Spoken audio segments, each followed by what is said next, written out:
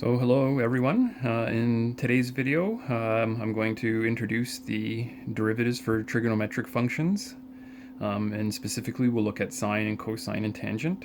First video will be the theory, so I'll walk through the note and explain where these three derivatives come from, and then I'll post a second video which I'll run through a few examples so you can see how they are used.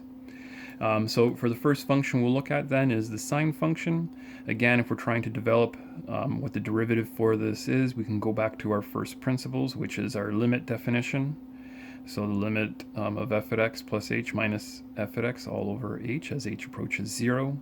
If we sub in our function sine x, this is where in the next line we need to be careful. We go back to advanced functions and we pick up our addition identity. The sine of x plus h is sine x cos h plus sine h cos x. And then an interesting step, I'm going to regroup this here. I'm actually grouping the first term with the last term over h, and then the second term I'm separating that as two separate limits here. I'm doing that because in this these two terms here I can actually common factor the sine x out, and in this one here I can factor the cos x out, and we're left with these two fractions that involve h. So then the question would be, if we let h approach 0, what happens with these two fractions? So as an aside, if you wanted to work this out, we do need to put our calculator into radian mode to do this. And if you try your calculator in radian mode and you let h get extremely small, if you do the cos of a small number minus 1 divided by that small number, what you will see is that that limit will approach 0.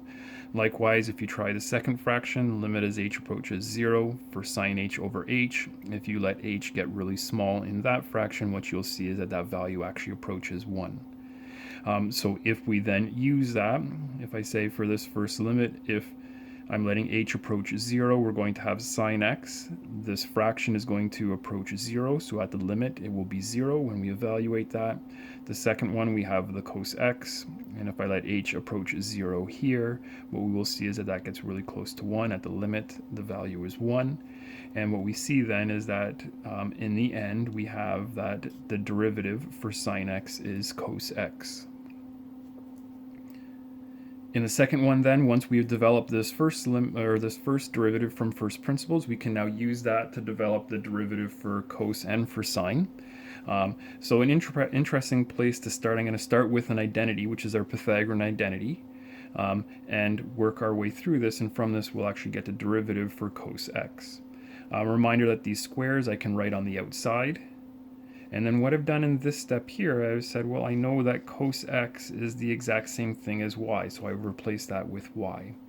And what I have here then is an equation that I could differentiate implicitly, because I know the derivative for sine x, we just developed that, and we know how to handle terms that have y in it using implicit differentiation. So if I take the derivative of this first term, I have to use chain rule. The derivative of the outer function, the 2 comes out front. The inside, sine x stays alone, the exponent gets reduced to 1, and then I need the derivative of the inside, and the derivative of sine x we just figured out from step 1 is cos x.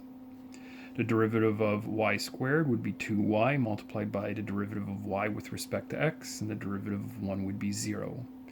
So here is our derivative. If y is cos x, then what I'm really trying to figure out here is what is dy by dx. So if I rearrange and isolate for dy by dx, okay, I can move the 2 sine x cos x to the other side, divide out the 2y. Reminder here, at this point I'm going to get rid of the y, because I know that y is the same as cos x. And if we reduce that fraction, what we see is that the derivative is negative sine x. In other words, if our function is cos x, then the derivative of cos x is negative sine x. And then lastly, we have the derivative for tan. Here I'm also going to use an identity. I'm going to use our quotient identity. Tan is the same as sine x over cos x. Because I now know how to take the derivative of both sine and cosine, I can actually use my quotient rule here to take the derivative. The derivative of the numerator is cos x times the denominator minus the numerator times the derivative of the denominator. Derivative of cos x is negative sine x. If we simplify this, we end up with cos squared plus sine squared. That is also an identity. So if I use that identity, that is 1. So there is our derivative is 1 over cos x, or more often it's written as secant squared x. So the derivative of tan x then is secant squared x, or sometimes written using an identity again as 1 plus tan squared x. That's our theory. That's where our 3 derivatives come from. Okay, and then I'll post a second video where I'll work through these 4 examples with you.